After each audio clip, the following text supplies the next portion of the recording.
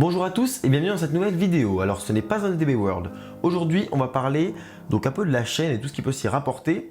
Donc pour commencer, je vais parler du manque de vidéos ce dernier mois.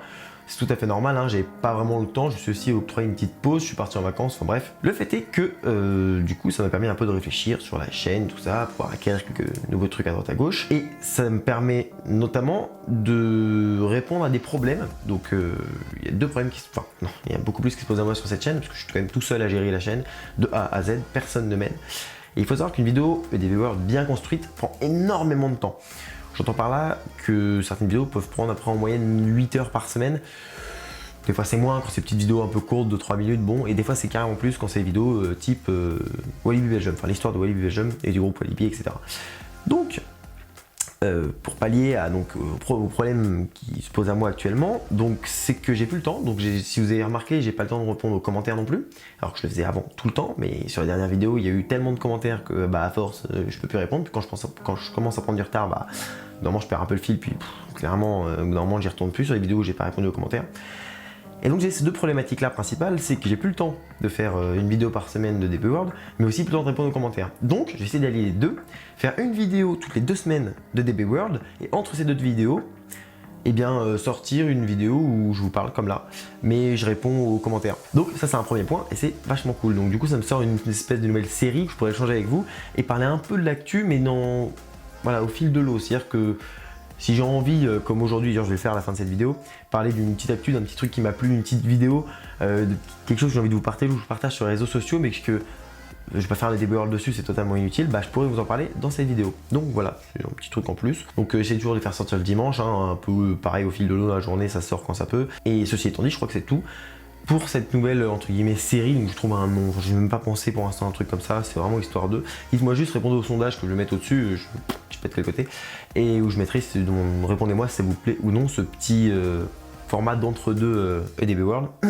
Si j'ai le temps de faire des DB World en plus, j'en ferai en plus. Si je fais des vidéos dans des parcs, je peux squeezer un épisode de DB World ou une vidéo réaction, ou faire en plus, mais voilà. J'essaie de venir de croisière d'une vidéo par semaine. Ensuite après moi j'arrange de mon côté. Ça c'est le principal. Ensuite j'ai quelque chose à vous montrer. J'ai acquisition d'un nouveau matériel parce que j'avais donc un stabilisateur que j'ai acheté, que je vous ai présenté il n'y a pas très longtemps en plus. Un stabilisateur Feiyu, le G6 Plus, donc qui peut supporter jusqu'à 800 grammes je crois. Donc carrément le poids de ma caméra, avec une dimension qui n'est pas du tout celle de ma caméra. Donc en fait je mets ma caméra sur le G6 Plus, mais c'est pas hyper adapté, ça stabilise bien, c'est léger, ça passe partout, c'est pas encombrant dans le sac. Et c'est vrai que c'est pas très pratique et que c'est pas les vidéos les plus fluides et les plus qualitatives que je peux faire. Mais en tout cas, ça me dépanne énormément dans les parcs. Et du coup, j'ai un peu craqué sur quelque chose de bien plus ouf et un peu plus cher aussi. Je vous prends tout de suite. Il s'agit du Ronin RS, si je dis pas de bêtises. Donc c'est un énorme truc, hein. C'est un très gros stabilisateur. Le cadre il est énorme. Je vais mettre là, sinon il ne sera pas au point.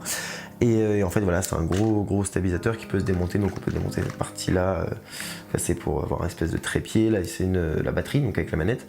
Ici c'est le contrôleur avec le J-Ball au-dessus, donc le stabilisateur. Donc il y a 3 moteurs, il est hyper lourd. Non, il fait, je crois qu'il fait à peine 1 kg, mais il peut supporter 2 kg de caméra, donc c'est presque 3 fois le poids de ma caméra, donc je suis tranquille. Et ça veut dire aussi que je pourrais mettre une caméra plus puissante ensuite, donc upgrade ma caméra, et ça tiendra toujours sur le Ronin, donc c'est plutôt cool. En tout cas je pense qu'elle va être bien. J'ai toujours pas mis en marche, hein. Ça fait genre peut-être un mois que je l'ai, c'est vous dire à quel point j'ai pas le temps.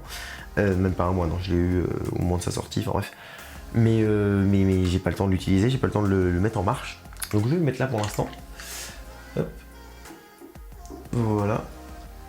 Oui, il est dans le sens où il veut. Mais oui, j'ai pas eu le temps de le mettre en marche encore, donc je sais même pas s'il est bien. Normalement, bon, d'après les retours que j'ai eu, il est excellemment bien. Donc ça, c'est une première chose.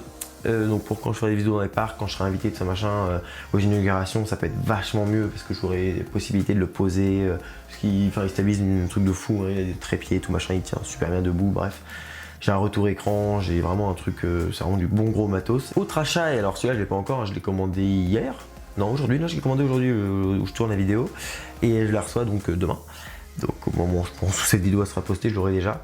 C'est un sac, mais pour transporter le matos photo et vidéo dans les parcs, tout simplement. Alors pourquoi acheter un sac? Parce que j'en avais un, donc j'avais un sac Eastpak, donc normal tout le monde connaît, mais dans un parc c'est pas ouf. Et d'ailleurs j'ai abîmé mon G6 Plus comme ça, le petit écran, je l'ai un peu rayé. ça, on s'en fout, mais j'ai un peu réglé G6 comme ça en mettant un peu en vrac avec les caméras et tout dedans. Donc c'est pas pratique, il faut un vrai sac avec de la mousse tout autour, une protection, qu'on puisse pas me l'ouvrir, qu'on puisse pas piquer des choses dedans, enfin bref. Donc il a fallu que je trouve un sac un peu de qualité.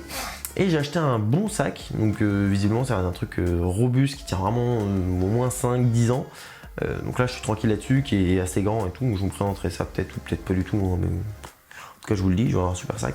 Et ça me permettra pareil d'être un peu plus à l'aise dans les parcs et pouvoir transporter plus de choses, pouvoir avoir le Ronin, parce que le Ronin sans un sac pack c'est hors de question, mais alors surtout le Ronin comme ça, passer les portes de sécurité avec, bon, forcément ça fait pas bien de base, il faut en plus le montrer, démonter, regardez, et bon c'est un stabilisateur, on en passe, puis après moi je le monte dans le parc, ça va mieux, ça effraie moins on va dire la sécu quand on arrive avec un truc démonté dans un sac plutôt qu'un truc comme ça monté au bout du bras. Donc c'est une nouvelle chose, j'ai vu que se protéger aussi, comme la caméra, comme les GoPro, tout ça, enfin bref. Donc voilà, c'était un peu tout ce que j'avais à vous présenter, donc soit entre la nouvelle série et le nouveau matos, hein, donc voilà, en un mois il y a eu quelques petites choses qui ont germé dans mon esprit, des choses que j'ai achetées, j'ai investi, etc. Bref, c'est plutôt sympa. Donc une dernière chose, je vais profiter pour commencer entre guillemets cette série, même si c'est pas du tout le premier épisode, hein, mais pour vous montrer ce que je pourrais faire aussi, c'est que du coup, des fois il y a des vidéos qui passent, donc sur Facebook, YouTube, etc. Et moi je les partage, mais si vous n'êtes pas dessus ou quoi, vous n'allez pas forcément les voir. Et du coup j'en profitais pour vous en parler dans ces vidéos là, mettre les liens et comme ça vous les verrez. Donc là aujourd'hui je vous parle d'une vidéo, c'est donc à Liseberg, il y a Helix là-bas, et entre guillemets, entre autres, parce que aussi Valkyria, bref c'est une grosse dive. Et Helix donc c'est un launch coaster, multi-launch coaster de chez Mack, avec des launchs plutôt mous, hein, bon c'est Mack, mais par contre un parcours qui est très très intéressant. Et ils se sont amusés à faire une vidéo au drone, comme ça peut être fait déjà sur Nigloland, sur Alpina Blitz. Là ils l'ont fait un peu autrement, hein, à travers la forêt, avec les launches et tout, sur Helix, et du coup ça rend super bien. Donc évidemment vous avez une petite vidéo ici qui vous montre un aperçu, puis je vous mets le lien, comme ça si vous êtes intéressé vous pouvez aller voir. Cette vidéo, c'est Liseberg, si je dis pas de conneries, qui l'a directement publiée. Peut-être d'autres, je sais pas, mais en tout cas il y a une vidéo sur YouTube. Et donc c'est un peu le genre de vidéo là que je pourrais partager à la fin d'une vidéo où je parle entre deux DB World. Entre autres, je pourrais parler d'actualité, de ce qui se passe au parc Astérix par exemple. Donc voilà, je vous dis à bientôt pour une nouvelle vidéo, donc pour le prochain DB World. D'ici là, soyez enthousiastes. Salut!